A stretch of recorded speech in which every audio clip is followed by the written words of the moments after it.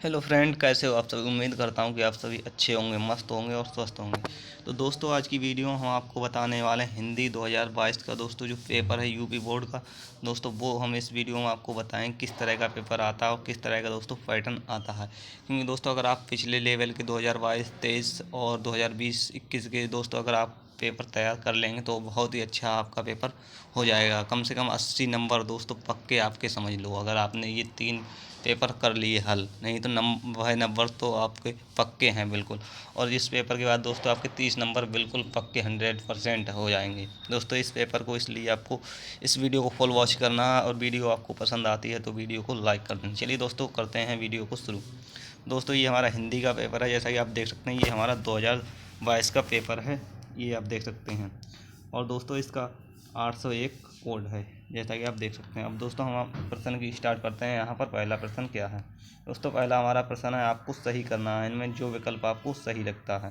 अब दोस्तों यहाँ पर दिए 4 विकल्प दिए हुए हैं। मैला, आंचल, राहुल, सत्यग्रहण काव्य कृति है नहीं। मुंशी प्रेमचंद का गोदान प्रसिद्ध उपन्यास है दोस्तों, ये बिल्कुल हमारा सही आंसर है। गुनाहों का देवता, ये भी गलत है। सुमित्रानंद पंत प्रसिद्ध उपन्यासकार हैं, ये भी बिल्कुल गलत है। और दोस्तों इधर आ जाएं, निम्नलिखित कृतियों में से किसी एक कृति के रचनाकार का नाम लिखिए। तो दोस्तों आपको प्रतिशोध, फूले बिखरे चित्र, आवारा मसीहा, ठूठा आम, दोस्तों इनमें से आपको जो भी पता है दोस्तों जिस के लेखक हैं जो आपको बताएं, इन चारों में से केवल एक ही आपको करना है। ऊपर दिया हुआ है निम्नलिखित कृतियों में से किसी एक कृति के रचनाकार का नाम लिखिए। इसलिए दोस्तों आपको एक रचनाकार का नाम लिख लेना है। जैसे भूले बिखरे के दोस्तों रामधारी सिंह दिनकर हैं, आवारा मसीहा के विष्णु प्रभाकर हैं, और दोस्तों ठूठा आम के दोस्तों भगत शरण उपाध्याय हैं दोस्तों। इसलिए आपको जो भी पता वो आपको लिख देना। अब लहरों का राजहंस किस विधा पर आधारित रचना, ये आपको बताना है दोस्तों। ये नाटक विधा की रचना है। और जय पराजय रचनाकार के लेखक कौन है दोस्तों, ये आपको बताना है। तो उपेंद्र नाथ अश्क दोस्तों इसके रचनाकार हैं। राजेंद्र यादव की प्रतीक्षा किस विधा पर आधारित रचना है, तो दोस्तों ये कहानी विधा पर आधारित एक रचना है। अब दोस्तों नीचे क्वेश्चन हमारा दिया हुआ है, इसमें दोस्तों 2 नंबर का है, और ये दूसरा क्वेश्चन का है रीतिकाल के प्रमुख 2 कवियों का नाम लिखकर उनकी एक रचना भी लिखिए। तो दोस्तों रीतिकाल के बहुत सारे कवि हैं, जैसे केशव दास की दोस्तों ओरछा रचना है, और बिहारी की दोस्तों जयपुर ओमर। इनमें से आप कोई भी एक रचना लिख सकते हैं, क्योंकि ये एक रचना यहाँ पर मांग रहा है। और दोस्तों चिंतामणि की दोस्तों नागपुर इसकी रचना है, चिंतामणि। और दोस्तों इसके बाद में आ जाइए नीचे, छायावादी युग की किन्हीं 2 प्रवृत्तियों का उल्लेख कीजिए। अब दोस्तों छायावादी युग की 2 प्रवृत्तियां आपको लिखना है। क्या है वो 2 प्रवृत्तियां, वो हम आपको बताते हैं। कोई भी दोस्तों आपको 2 लिख देना है दोस्तों, जैसे चित्रण, राष्ट्र प्रेम, वेदना और करुणा। इनमें से आप किन्हीं 2 को लिख सकते हैं। और दोस्तों अब नीचे आ जाइए, खुशबू शिलालेख किस युग की रचना है। तो दोस्तों इसके खुशबू शिलालेख के दोस्तों बात करें लेखक कौन है दोस्तों, इसके भवानी प्रसाद द्वारा ये रचित है, और ये नई कविता युग की रचना है। अब दोस्तों हम चलते हैं नेक्स्ट आगे दोस्तों लेकर के आपको। अब दोस्तों यहाँ पर हमारा क्वेश्चन आ गया तीसरा दोस्तों, निम्नलिखित गद्यांशों में से किसी एक के नीचे दिए गए प्रश्नों के उत्तर लिखिए।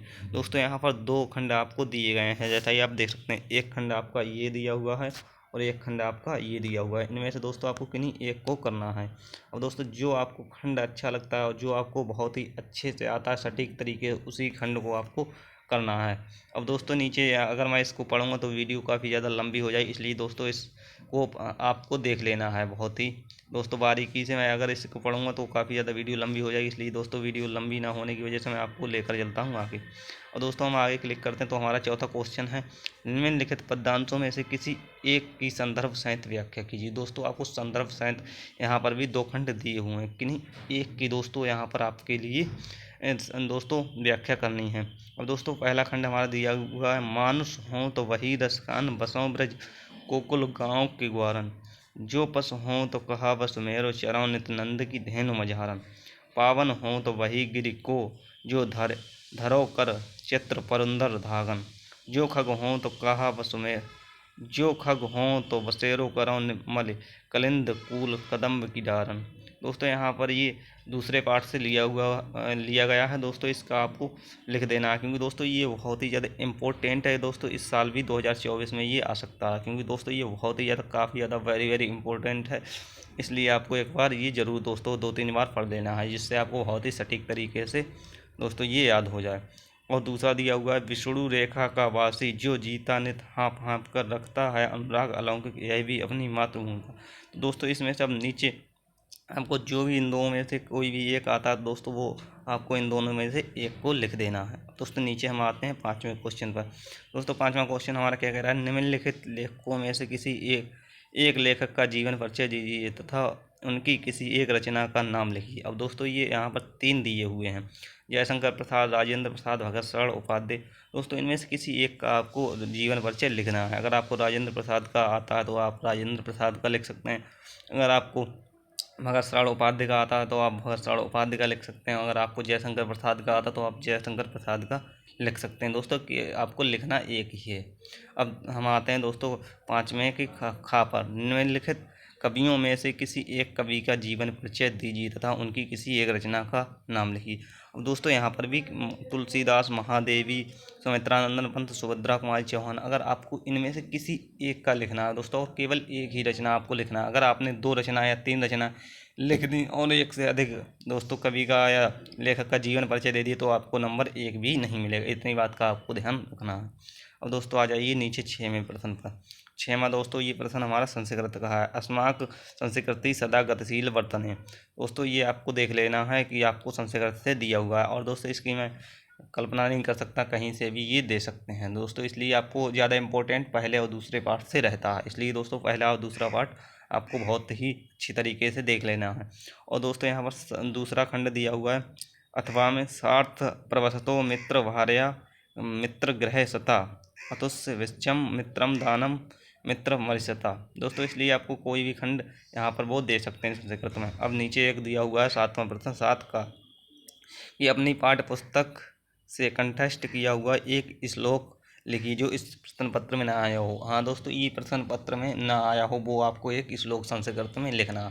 और दोस्तों संस्कृत में हर साल दोस्तों एक क्वेश्चन दिया जाता है 2 नंबर का दोस्तों, इसलिए आपको एक संस्कृत में श्लोक याद कर लेना है। दोस्तों हम नीचे चलते हैं 7वें के खा पर। दोस्तों नीचे दूसरा क्वेश्चन हमारा दिया हुआ, निम्नलिखित प्रश्नों में से किन्हीं 2 प्रश्नों के उत्तर संस्कृत में दीजिए। और दोस्तों यहाँ पर केवल आपको 2 प्रश्न करना है, 2 के उत्तर देना है, 3 आपको नहीं करना, 3 या 4 नहीं करना, क्योंकि दोस्तों अगर आपने 3 या 4 कर दी तो आपको एक भी नंबर नहीं मिलेगा। पहला हमारा क्वेश्चन क्या है, चंद्रशेखर स्वनामा किम अक्ष्यत कुत्र मरणम मंगलम भवति भूमे गुरुतवा किम अस्ति वीर केन पूज्यते। दोस्तों यहाँ पर आपको जो भी क्वेश्चन का आंसर दोस्तों आता है वो आपको लिख देना है। दोस्तों यहाँ पर अगर आपको पहला आता है तो पहला, तीसरा आता है तीसरा, चौथा आता है तो चौथा। इसलिए दोस्तों आपको जो भी आता है उसे आपको करना है और जो नहीं आता है उसे छोड़ देना है। अब दोस्तों यहाँ पर हम आते हैं 8वें प्रश्न पर, करुण अथवा हास्य रस की परिभाषा दीजिए उदाहरण सहित। दोस्तों आपको यहाँ पर करुण रस की परिभाषा देनी है उदाहरण सहित। ये 2 नंबर में क्वेश्चन आपका दिया हुआ है।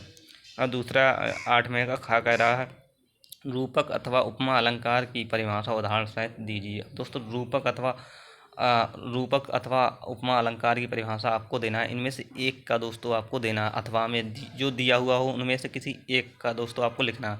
अगर आपको रूपक अलंकार की परिभाषा आती है तो रूपक अलंकार की लिख सकते हैं, और आपको उपमा अलंकार की आती है तो उपमा अलंकार, और आपको इतना ध्यान रखना है यहाँ पर उदाहरण भी लिखना है। और दोस्तों करुण एवं हास्यरस, ये तो दोस्तों आपको याद होना ही चाहिए, क्योंकि ये बहुत सरल परिभाषा और हर साल दोस्तों यूपी बोर्ड में पूछी जाती हैं। 2 नंबर दोस्तों ये आपके पक्के हो गए। अब दोस्तों नीचे हमारा आता है क्वेश्चन 8 का गा, रोला अथवा सोरठा छंद की परिभाषा उदाहरण सहित दीजिए। दोस्तों रोला और सोरठा ये दोस्तों ये भी हर साल यूपी बोर्ड में पूछे जाते हैं, इनके भी दोस्तों आपके 2 नंबर पक्के हो गए।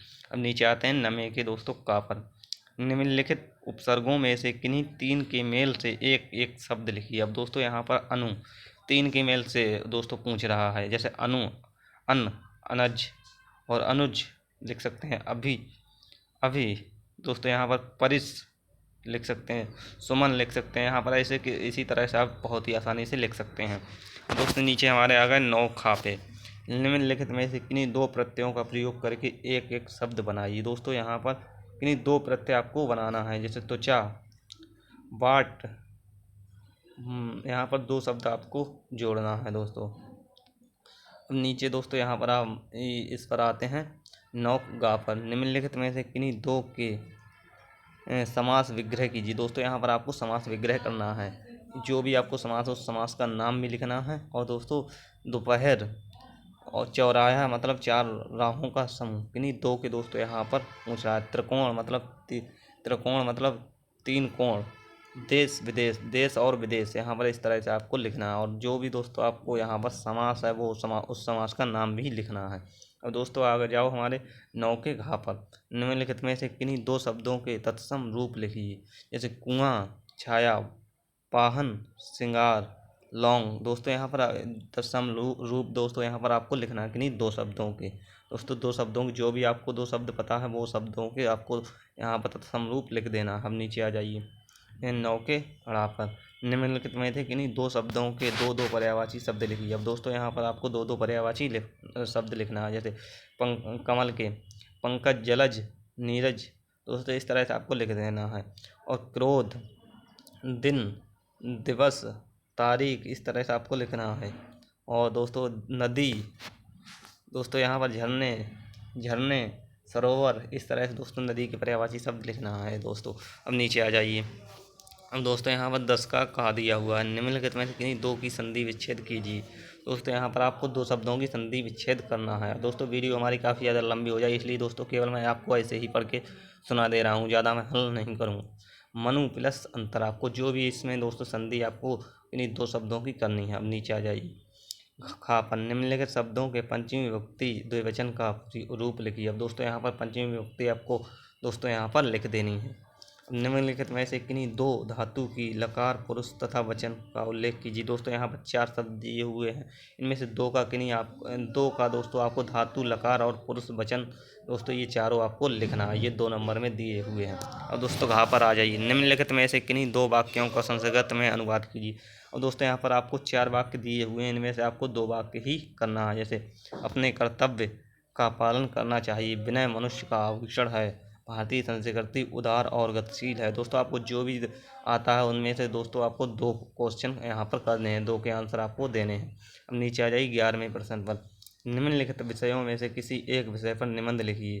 और दोस्तों यहाँ पर आपको निबंध लिखना है। जीवन में अनुशासन का महत्व, दोस्तों आपको इस पर लिख देना है। अगर आपको इस पर नहीं पता तो वृक्षारोपण, प्रदूषण की समस्याएं और समाधान, राष्ट्र प्रेम की भावना। दोस्तों इनमें से किसी एक पर आपको निबंध लिख देना। ये आपको 6 नंबर में दोस्तों मिलेगा। अब 12वें क्वेश्चन पर आ जाइए।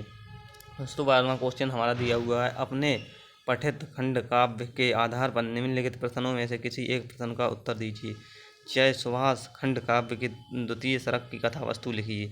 जय सुभाष खंड काव्य की प्रमुख घटना का उल्लेख कीजिए। अब दोस्तों यहाँ पर आपको घटनाएं, यहाँ पर अगर आप बदायूं जिले से हैं तो दोस्तों आप तुमिल खंड काव्य के तृतीय सरक का कथानक तुमिल खंड काव्य से याद कर सकते हैं, क्योंकि दोस्तों हर जिले में हर दोस्तों खंड काव्य का अलग अलग दिया होता है दोस्तों, इसलिए आप अपने अपने ज़िले से इसकी मैं कोई भी दोस्तों गारंटी नहीं ले सकता हूँ। अगर आप बदायूं से तो आप तुमिल खंड काव्य से दोस्तों याद कर सकते हैं। अगर आप अन्य ज़िले से हैं तो दोस्तों आप अन्य ज़िले से अपने हिसाब से देख सकते हैं। उम्मीद करता हूँ दोस्तों ये वीडियो आपको पसंद आई होगी। अगर आपको दोस्तों हमारी वीडियो पसंद आई हो तो वीडियो को लाइक कर देना और चैनल को सब्सक्राइब करके बेल आइकन को प्रेस कर देना। और दोस्तों कमेंट में अपना प्यारा सा फीडबैक जरूर दे देना। मिलते हैं नेक्स्ट वीडियो में, तब तक के लिए जय हिंद, वंदे मातरम।